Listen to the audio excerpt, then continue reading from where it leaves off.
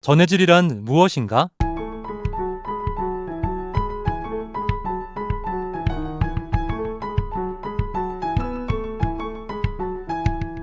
전해질이란 어떤 용질즉 이온화한 물이 물과 같은 용매에 녹았을 때 이온으로 분리되어 전류를 흐르게 하는 물질을 말합니다. 일반적으로 염화나트륨 소금처럼 고체 상태일 때는 전기가 통하지 않지만 물에 녹거나 열에 의해 액체 상태 용융 상태가 되면 자유롭게 움직일 수 있는 나트륨양 이온과 염화이온, 염소음이온이 생겨나면서 전하를 운반할 수 있게 됩니다. 이때 전극을 연결하면 전해질의 양이온은 음극 마이너스로 음이온은 양극 플러스로 이동하며 회로에는 전류가 흐를 수 있게 됩니다. 이것은 특히 전기분해에서 전해질의 이동이 그렇고 일반적인 전지도 마찬가지 원리이지만 그러나 전지의 경우는 변수가 많아서 좀 양상은 복잡합니다. 순수한 물은 중성이며 물 분자는 이온화가 잘 안 되기 때문에 전류가 통하지 않습니다. 그러나 염화나트륨, 염산, 황산과 같은 전해질을 넣어주면 전해질은 이온화되어 전류를 흐르게 하는 통로의 역할을 합니다. 예를 들어 아연판과 구리판을 이용하여 전지를 만들 때 아연판의 전자는 회로를 따라 이동하며 구리판으로 들어가게 됩니다. 물론 이것도 전해질이 있어야 전자가 이동할 수 있습니다. 만약 염화나트륨을 전해질로 사용하게 되면 회로에는 전류가 흐르게 됩니다. 전자가 음극 마이너스인 아연판에서 회로를 따라 양극 플러스인 구리판으로 이동할 때 전해질 내부에서는 전자 대신에 용액 내 전해질의 이온들이 이동을 합니다. 전해질이 이동을 하기 때문에 회로에는 전류가 흐를 수 있게 됩니다. 구리와 아연이 전해질 없이 맞닿아 있다고 해서 전류가 흐르는 것이 아닙니다. 아연이 전자를 잃고 안양이온이 될 수 있는 환경이 조성되어야 전류가 흐르는 것입니다. 전해질은 음극이 이온으로 변해서 녹아 나올 수 있는 환경을 제공하는 것이 필수 요소입니다. 이것을 전해질의 용해성이라고 하며 그 다음이 전도성 그리고 안정성이 있습니다. 안판에서 전자가 구리판으로 이동하므로 아연판은 전자를 잃게 되고 점차 음극이 양극화되므로 이를 중화시키기 위해 전해질의 염화이온이 음극으로 이동하게 됩니다. 구리판에는 전자를 얻게 되므로 양극이 음극화되고 이를 중화시키기 위해 전해질의 나트륨이온이 양극으로 이동하게 됩니다. 그런데 용액 속의 수소이온이 나트륨이온보다 더 이온화 경향이 낮으므로 오히려 나트륨보다 전자를 먼저 받아 수소기체가 됩니다. 구리판 표면에 수소기체 방울이 달라붙게 되면서 구리판을 덮어버리며 전자가 구리판으로 들어오는 것을 방해하여 전류가 순식간에 급격히 줄어듭니다. 이것은 물근원산을 전해질로 사용하는 볼타전지처럼 전해질에 수소이온이 있거나 수소이온보다 이온화 경향이 높은 양이온을 전해질로 썼을 때 수소이온이 먼저 전자를 받고 수소기체를 생성하며 전류의 흐름을 방해하기도 합니다. 이것은 볼타전지와 같은 전지에서 고질적인 문제인 분극 현상을 일으킵니다. 애초에 구리이온처럼 수소이온보다 이온화 경향이 낮아 환원이 더 잘 되는 금속이온을 전해질로 썼다면 수소기체가 아니라 구리가 석출되므로 기체 방울이 생기지 않습니다. 이것이 바로 다니엘 전지가 볼타전지의 단점을 해결한 원리입니다. 본래 전해질의 순기능은 전해질 속의 이온들이 이동하면서 전기적 장벽을 허물어주는 것입니다. 즉, 아연판에서는 전자를 잃음으로 늘어난 양전하를 중화시키기 위해 전해질의 음이온이 다가갑니다. 구리판에서는 전자를 얻고 늘어난 음전하를 중화시키기 위해 전해질의 양이온이 다가갑니다. 이러한 전해질은 중성화 과정을 통해 본래의 아연은 음극으로서요, 구리는 양극으로서의 역할을 유지시켜줍니다. 다니엘 전지가 볼타전지의 단점을 해결한 방법이 전해질로 황산 대신에 이온화 경향이 낮은 구리가 담긴 황산구리를 사용한 것입니다. 그런데 만약 볼타전지처럼 황산구리용액에 아연판과 구리판을 함께 담그면 좋을 것 같지만 문제가 생깁니다. 아연판의 전자가 회로를 따라 구리판으로 가는 것이 아니라 아연판에 담겨진 전해질 내 구리이온으로 가는 것입니다. 산화와 환원 반응이 제멋대로 발생합니다.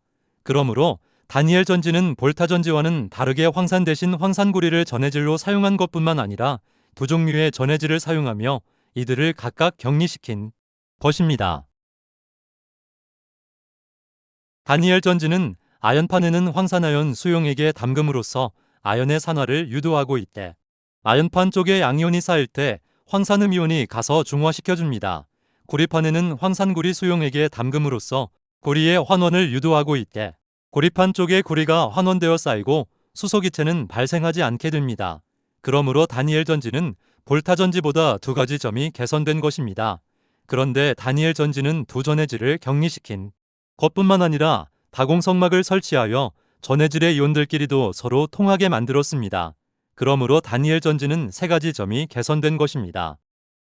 다니엘 전지에 다공성막이 설치된 이유는 음극 아연판 쪽에 아연이온이 계속 생성되면서 전해질의 황산음이온이 중화시켜준다고 하더라도 용액은 결국 아연이온을 통해 양전하를 띠게 됩니다. 구리판 쪽에는 구리이온이 구리판으로 달라붙게 되면서 용액이 점차 음전하를 띠게 됩니다. 만약 다공성막이 중간에 있다면 아연 쪽에는 양전하가 과잉되고 구리 쪽에는 음전하가 과잉되므로 전기적인 이클림에 의해 아연판 쪽의 양전하인 아연이온이 다공성막을 통과하여 구리판 쪽으로 이동하고 구리판 쪽의 음전하인 황산이온이 다공성막을 통과하여 아연판 쪽으로 이동하면 전해질끼리 이동하며 중화됨으로 전지의 수명이 향상됩니다. 다공성막 대신에 염다리를 사용해도 됩니다. 염다리는 전해질 이온들의 이동 통로입니다. 염다리를 통해 마찬가지로 아연판 쪽의 양전하가 구리판 쪽으로 이동하고 구리판 쪽의 음전하가 아연판 쪽으로 이동합니다. 그러나 이러한 천조각과 같은 염다리를 통한 전해질의 자체 이동은 상당히 느리고 제약이 많습니다. 그러므로 일반적으로는 염다리에요. 염화 칼륨과 같은 전해질을 젤리 형태로 미리 고농도로 채워넣습니다. 그러므로 염다리에서 염화 칼륨의 칼륨양 이온과 염화 이온이 흘러나오는 것입니다. 아연판 쪽에는 양전하가 과잉되므로 염다리에서 염화 이온이 흘러나오면서 양전하를 중화시켜줍니다. 구리판 쪽에는 음전하가 과잉되므로 염다리에서 칼륨양 이온이 흘러나오면서 음전하를 중화시켜줍니다. 일반적으로 전지에는 두 종류의 전해질 사이에 다공성막 혹은 염다리를 설치하는데 각각의 장점과 단점이 있지만 건전지와 같은 대부분의 전지에는 다공성막을 사용합니다. 한편 전해질의 경우에는 다니엘 전지처럼 두 가지 전해질을 사용하는 것이 좋다고 하였지만 일반적인 건전지의 경우는 한 가지 전해질만 사용합니다. 다만 다공성막으로 양극 사이에 분리될 뿐입니다. 한 가지 전해질을 사용하는 이유는 구조적 단순함과 다니엘 전지의 경우 전극판이 전해질에 녹아나오지만 건전지는 전극판이 가로 형태로 되어 있고 전해질과 섞여 있는 고체 상태로 고정되어 있기 때문에 전해질에 녹아나올 일이 없고 표면 반응만 발생하기 때문에 두 종류의 전해질을 사용하지는 않습니다.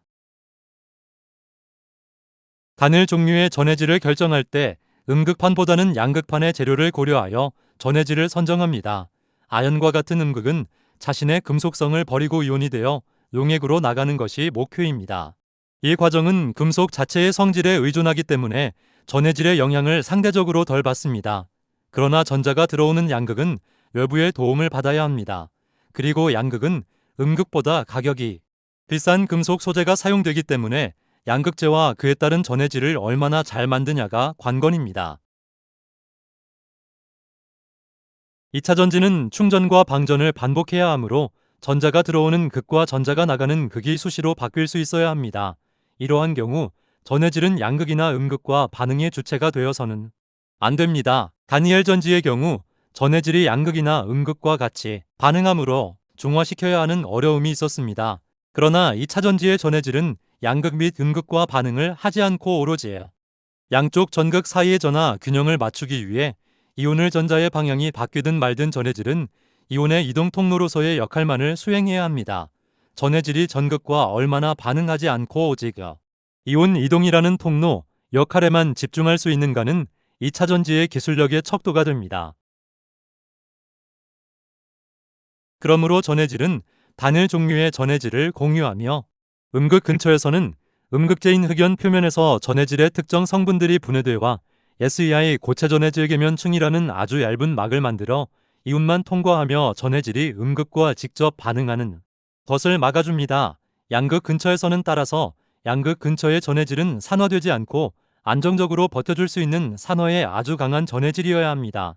이처럼 전해질에 아주 적은 양이 첨가제를 넣어 음극이나 양극 표면에 더 튼튼하고 전해질과 직접 닿지 않는 안정적인 보호막 SEI 혹은 CEI가 빠르게 형성되도록 유도합니다. 2차 전지의 전해질의 이동의 경우, 특히 리튬이온 배터리의 전해질의 경우 이온의 이동은 리튬양 이온이 주도하며, 방전 시에는 음극에서 나온 리튬양 이온이 전해질을 통해 양극으로 이동합니다. 충전 시에는 양극에서 나온 리튬양 이온이 전해질을 통해 음극으로 이동합니다. 전해질 내에도 리튬 이온은 있지만 이것은 통로 매질의 역할만 해줄 뿐이고, 실제로 이동하는 리튬 이온은 양극재에서 나온 것입니다. 우리 체내에도 전해질이 존재합니다. 주요 양이온에는 나트륨, 칼륨, 칼슘, 마그네슘이 있고, 주요 음이온에는 염화이온, 중탄산이온, 인산이온이 있습니다. 이들의 기능은 전기신호 전달, 삼투압 조절, pH 조절, 근육 수축이완, 심장박동, 혈압 유지, ATP 에너지 생성 및 구성 등이 있습니다. 양성자의 경우 pH 조절이나 ATP 생산을 위한 농도 기울기와 위치 에너지를 제공합니다. 체내의 전해질은 전지와 달리 전자를 이동시키지는 않습니다. 특정 전해질의 농도 기울기를 통해 신호 즉 전기적 신호인 파동을 만들어냅니다. 이를 신경세포의 신호전달 또는 막전이라고 합니다. 전자전달계는 NADH나 FADH2와 같은 전자온 반체를 통해 전자를 전달받아 이러한 고에너지 전자의 위치 에너지를 통해 양성자 펌프를 작동시켜 수소이온을 막 바깥으로 퍼올리는 에너지를 줍니다. 전자는 최종적으로 산소에게 전달되며 이를 생성시킵니다. 체내 전해질 중 가장 눈에 띄는 작용은 막전이와 신경신호 전달이며, 이는 신경세포인 뉴런과 근육세포에는 표면에 나트륨의 칼륨 펌프를 가지고 있어서 전해질인 나트륨 이온과 칼륨 이온은 확산을 이용하는 채널과 ATP를 사용하는 펌프를 통해 세포막 안팎의 전위차 즉 막전위를 형성합니다. 평상시에는 ATP를 사용하는 능동수송인 나트륨의 칼륨 펌프를 이용하여 세포막 바깥쪽에 나트륨 이온의 농도가 칼륨 이온보다 높아지게 하여 세포 내부의 음전하를 띠게 하지만, 자극을 받으면 나트륨 이온이 세포막 나트륨 채널을 통해 안쪽으로 들어오며 급격한 전위차의 변화를 만들게 되는 것이 곧 전기신호입니다. 이처럼 한 곳에서 탈분극이 일어나면 그 옆의 세포막이 그 전압 변화를 감지하고 또다시 나트륨 채널을 엽니다. 이렇게 이온 변화가 옆으로 계속 전달되며 자극 신호를 뇌까지 물리적으로 이동시키게 됩니다. 이는 파동적인 신호이며 동시에 0과 1의 디지털 신호이기도 합니다. 어떻게 보면 전해질을 통한 신호 전달은 굉장히 ATP의 낭비이기도 합니다. 실제로 우리 몸이 사용하는 전체 에너지의 약 20에서 40%가 이 나트륨의 칼륨 펌프를 돌리는데 사용됩니다. 그러나 항상 에너지 충전 상태이므로 1초에 수십 번씩 뇌로 신경자극을 보낼 수 있는 언제나 준비된 상태를 갖추기도 합니다.